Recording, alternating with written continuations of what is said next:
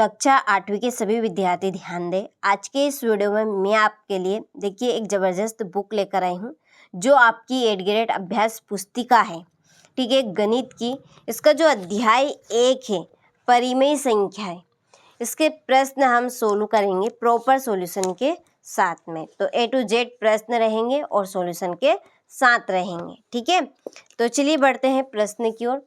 तो देखिए पहला प्रश्न दिया है यहाँ पे आपका कि प्रश्नों को पढ़कर दिए गए विकल्पों में से सही उत्तर चुनकर निम्नलिखित चुनकर लिखिए और सामने दिए गए सही घेरे को भरिए, ठीक है। तो हमें इसमें से प्रश्न का आंसर चुनना है और इस घेरे में आंसर लगाना है, ठीक है। चलिए तो पहला प्रश्न पढ़ते हैं। तो पहला क्वेश्चन है आपका कि शून्य यानी कि 0 के लिए निम्नलिखित में से कौन सा कथन सत्य है।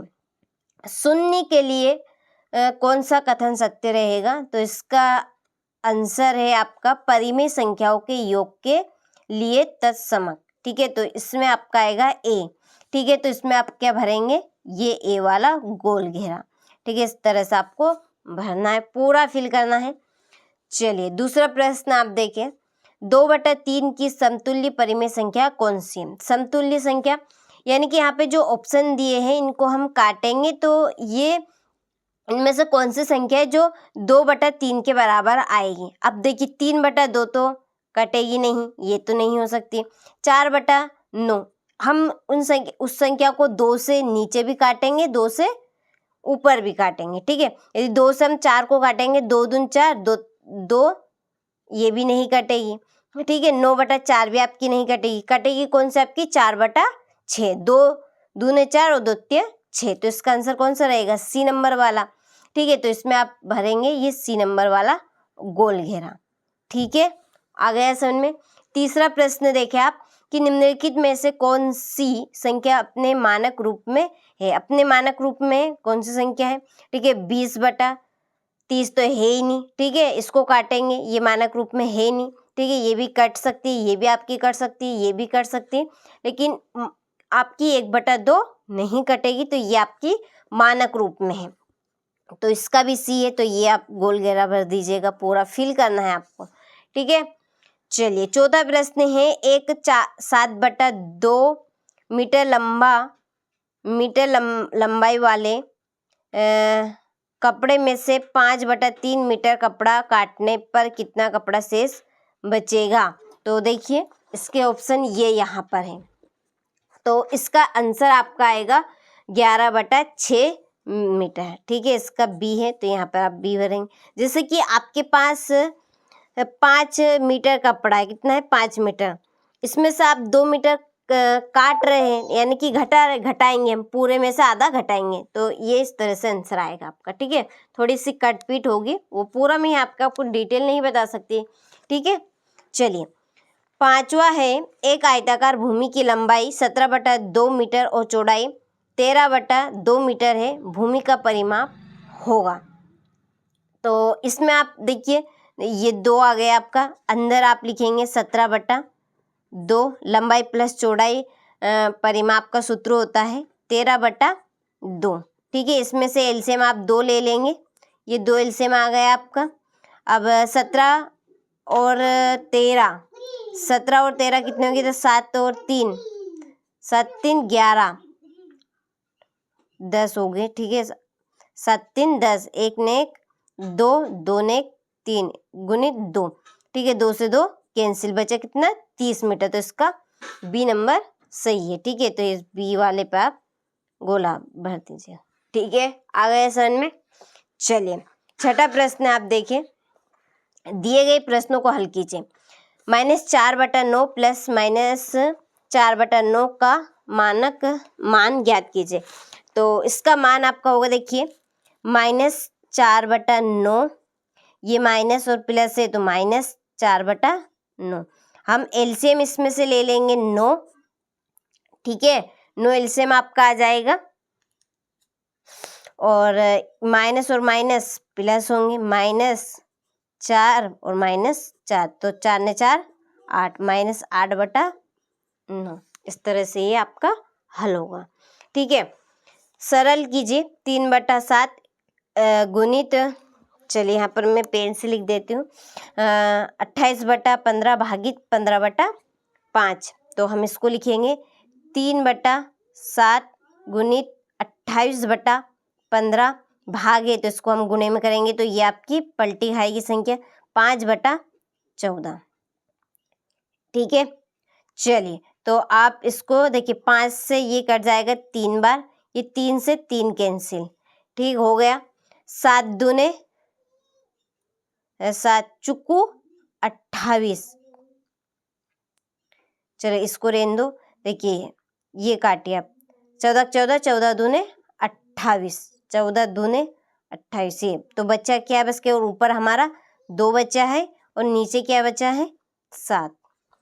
ठीक है, 8वां देखिए, एक हवाई जहाज 1 घंटे में 1020 किलोमीटर दूरी तय करता है, तो वह 25/6 घंटे में कितनी दूरी तय करेगा। तो ये आपका होगा इस तरह से, तो ये हम लिखेंगे 1020, ठीक है, गुणित कितना है 26/25/6, 25/6, 6 से हम काट देंगे इसको। ठीक है, कितनी बार कटेगा ये आपका 170 बार कटेगा इंटू 25, और 25 का आप गुना करेंगे तो ये होगा 4250 किलोमीटर। ठीक है, चलिए विरक्ता के उपयोग से निम्नलिखित का मान ज्ञात करें। विरक्ता का नियम क्या कहता है, इसमें दोनों में जो सेम है वो कॉमन निकाल लेंगे, तो 6/5 इसके पास भी और 6/5 भी इसके पास है, तो हम ये बाहर निकाल लेंगे। ठीक है, चलिए तो इसका आंसर हम इधर करेंगे, ये यहाँ पर, तो क्या निकलेगा आपका विरक्ता के नियम से 6/5 अंदर आपका बचेगा -3 ठीक है 3/12 प्लस 5/12। ठीक है, इसमें से हम एलसीएम ले लेंगे। देखिए ये 6/5 तो आपका ऐसा कैसा एलसीएम 12 आ जाएगा। ठीक है, तो 5 में से आपका 3 घटेंगे तो कितने आएंगे 2, तो गुणित 2/12, ये आपका 6 से कट जाएगा, 6 दूने 12। ठीक है, 6 दूने 12 और 2 से 2 कैंसिल, आंसर इसका क्या आएगा आपका 5, सॉरी 1/5, क्योंकि ऊपर 1 है नीचे आपका क्या बचा है 5, 1/5 इसका आंसर है। ठीक है, चलिए 10वां है, यदि एक 143/2 मीटर लंबे तार को बराबर लंबाई के 26 टुकड़ों में बांटा जाए तो प्रत्येक टुकड़े की लंबाई क्या होगी। चलिए इसको हम हल करते हैं, तो पूरा कितना है आपका 143 है, अपान कितना है 2, भागित कितना रहेगा आपका, कितने टुकड़े 26, क्योंकि एक टुकड़े की लंबाई ज्ञात करनी तो हम पूरे का भाग देंगे। ठीक है, तो इसको हम और सरल बना सकते हैं, 143/2 गुणित करके, तो ये पलटी खाएगा आपका गुणित में, तो ये बनेगा आपका 101/26। ठीक है, 1/26, इसको 13 से आप काट दीजिए। ठीक है, 13 से हम काटेंगे तो ये 13 13 13 दूने 26, 2 बार आ जाएगा, 13 एकम 13 और ये भी 1 13 एकम 13। ठीक है, तो ये आपका बनेगा 11/2 दूने 4, और किस में है मीटर, तो ये मीटर में आ जाएगा। ठीक है, हो गया। चलिए इसके बाद में 11वां, एक किसान के पास 49 से ही 4/5 हेक्टेयर क्षेत्रफल का एक खेत है, वह इसे अपने एक पुत्र और 2 पुत्रियों में बराबर बांटना चाहता है, प्रत्येक के भाग का क्षेत्रफल ज्ञात कीजिए। कैसे करेंगे, चलिए तो इसको हल करते हैं। और देखिए यदि आप इसको आगे बढ़ाना चाहते हैं, इसको सही बटे में आप तोड़ सकते हैं, तो आप इसको सही बटे में तोड़ेंगे तो ये आपका आएगा 2 सही 3/4, भाग करके देख लीजिएगा। ठीक है, यहाँ पर आपका शेषफल लिखाएगा। ठीक है, भागफल, और ये जिससे हम गुणा का भाग कर रहे हैं, ठीक है, वो लिखा जाएगा। आगे देखिए अब 11वां क्वेश्चन, तो देखिए जो आपका ये है 49 सही 4/5 5। इसको हम सही बटे में तोड़ेंगे। ठीक है, सही बटे में कैसे तोड़ेंगे, इस 5 का गुणा करेंगे और गुणे करने पे जो संख्या आएगी उसमें हम 4 जोड़ देंगे। ठीक है, तो ये आपका आएगा 249/5। ठीक है, और अब कितने पूरे व्यक्ति है, 3 है, एक तो किसान है और 2 उसके बच्चे हैं, तो भागित 3। अब इसको हम और सिंपल बना सकते हैं, 249/5 गुणित 1/3। ठीक है, 3 से हम इसको काट सकते हैं, ये 3 8 24 और 3 3 9, तो ये आपका बनेगा 83/5।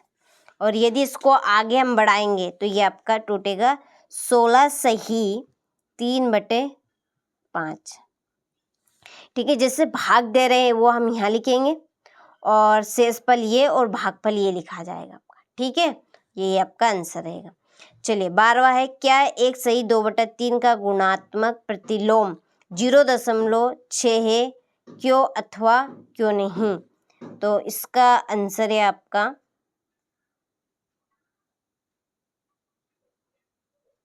हाँ है। ठीक है, ये आपका आएगा हाँ है। ठीक है, बस इतना लिख दीजिएगा आप तो केवल मात्र।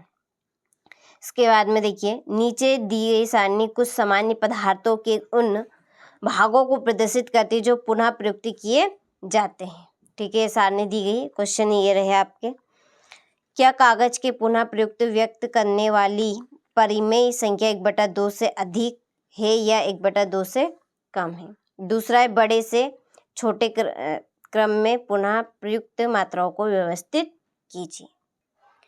चलिए, तो ये आपका आंसर हो गया है। ठीक है, 5/11 1/2 से कम है और ये हमने क्रम बाय क्रम लिख दिया है। 14वां प्रश्न देखें, 3 विद्यार्थी है ए, बी और सी अपने घर से विद्यालय के लिए क्रमशः 5/4 किलोमीटर और 3/4 किलोमीटर और 7/3 किलोमीटर की दूरी तय करते हैं। तो क्वेश्चन दिया है, विद्यार्थी ए और बी की दूरियों का अनुपात क्या है।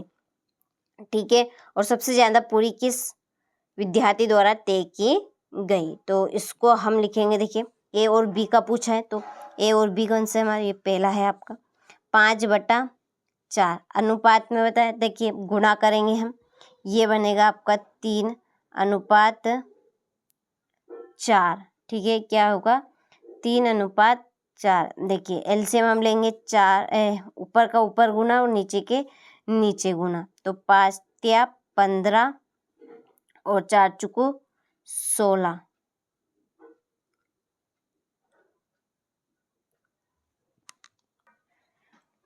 थोड़ी सी मिस्टेक, इसको हम पलटी करेंगे। ठीक है, पलटी करेंगे, ये बनेगा 4/3।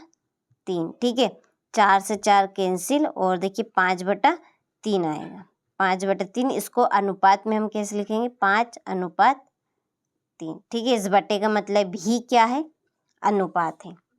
ठीक है, यानी कि बटा यानी कि भाग, इसलिए ये हमने पलटी करी है संख्या, मैंने थोड़ा सा मिस्टेक कर दी थी। दूसरा सवाल देखिए। ठीक है, दूसरा सवाल है, सबसे ज्यादा देखिए किसने दूरी तय की, ये है 5 है, ये 3 है और ये 7 है, तो अब बड़ा कौन है इसमें, 7 है, तो सी दूसरे में आएगा। विद्यार्थी सी ने सबसे ज्यादा दूरी तय की। ठीक है, हो गया। अब देखिए 15वां सवाल है आपका ये। ठीक है, यहाँ पे 15 सवाल का आपका, जहाँ पे देखिए ए और बी और सी का मान पूछा है, तो ए का मान आपका बनेगा 3/19। ठीक है, बी 12/19 और यहाँ पे सी का मान रहेगा आपका 14/19। ठीक है, और डी का मान है 5/19। ठीक है, तो ये पार्ट 1 के हमने पूरे सवाल सोल्व कर लिए हैं। आप अच्छे से कंप्लीट कीजिएगा। आगे आपको मैं अगले वाली वीडियो में जो आपका पाठ अध्याय 2 है, एक चर वाले रैखिक समीकरण, इसको हल करवाऊंगी। ठीक है, चलिए तो मिलते हैं आपसे अगले वीडियो में पार्ट 2 के प्रश्नों के साथ। जब तक आप इनको कंप्लीट कीजिएगा।